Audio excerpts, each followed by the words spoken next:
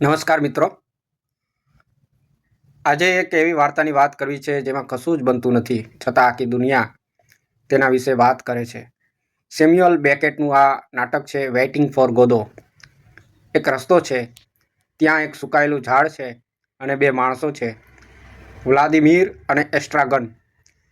આ બંને એક એવા માણસની રાહ જોઈ રહ્યા છે જેને તેઓ ક્યારેય મળ્યા નથી, તેનું નામ છે ગોદો.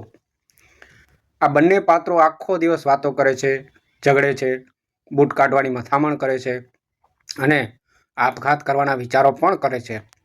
ફક્ત સમય પસાર કરવા માટે. રાહ જોતી વખતે તેમની મુલાકાત પોઝો અને લકી નામના બે વિચિત્ર પાત્રો સાથે થાય છે, જેઓ માલિક અને ગુલામ છે. આ આખું દ્રશ્ય આપણને સમજાવે છે કે માણસ પોતાની જિંદગીમાં અર્થ વગરની વસ્તુઓમાં કેવી રીતે અટવાયેલો રહે છે. દિવસ પૂરો થવા આવે છે ત્યારે એક નાનો છોકરો આવે છે અને કહે છે, ગોદો આજે નહીં આવે, પણ તે કાલે ચોક્કસ આવશે.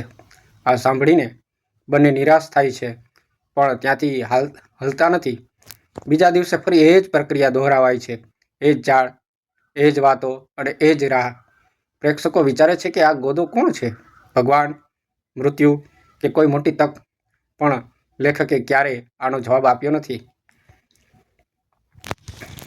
નાટકનો અંત એવો છે કે વ્લાદિમીર કહે છે કે ચાલ હવે આપણે જઈએ, અને એસ્ટ્રાગન કહે છે હા ચાલ.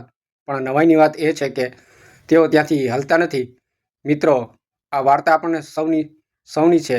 આપણે પણ કોઈને કોઈ ગોદોની રાહ જોઈને બેઠા છીએ, ક્યારેક સુખની, ક્યારેક સફળતાની. આપણે જિંદગી જીવવાનું ચૂકી જઈએ છીએ, પણ રાહ જોવાનું નથી છોડતા.